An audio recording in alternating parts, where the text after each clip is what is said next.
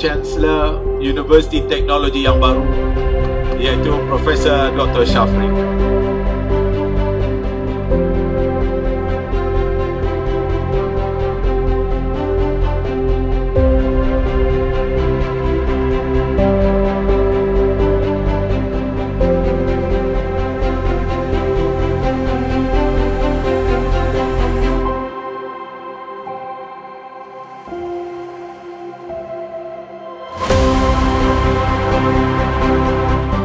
UTM terus komited dalam agenda kebangsaan dengan penganjuran persidangan utama, pengukuhan hubungan strategik serta memperkasakan peranan dalam pendidikan tinggi negara.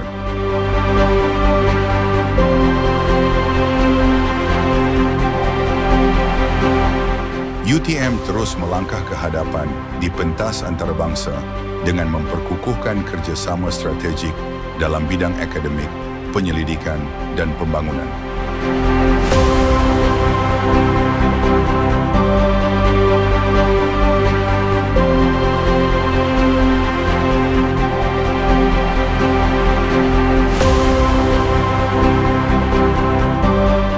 UTM dan industri berganding bahu dalam membangunkan ekosistem inovasi dan keusahawanan untuk manfaat mahasiswa dan pembangunan negara.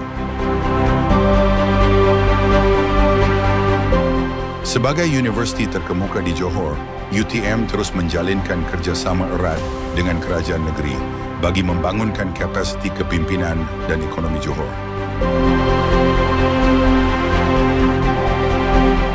Khidmat komuniti adalah nadi kepada keberadaan UTM sebagai universiti untuk masyarakat. Kami terus menyumbang dalam pendidikan dan pembangunan sosial di dalam dan luar negara.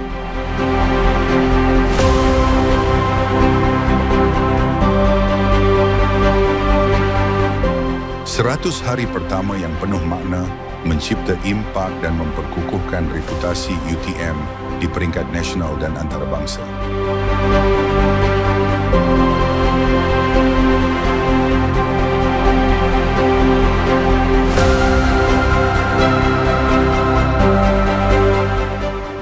Saya merasakan beliau bukan sahaja satu figura kepimpinan ataupun satu sosok kepimpinan yang patut dicontohi. Malahan beliau merupakan satu sumber inspirasi buat seluruh komuniti UTM, dari pelajar sehingga ke staf UTM.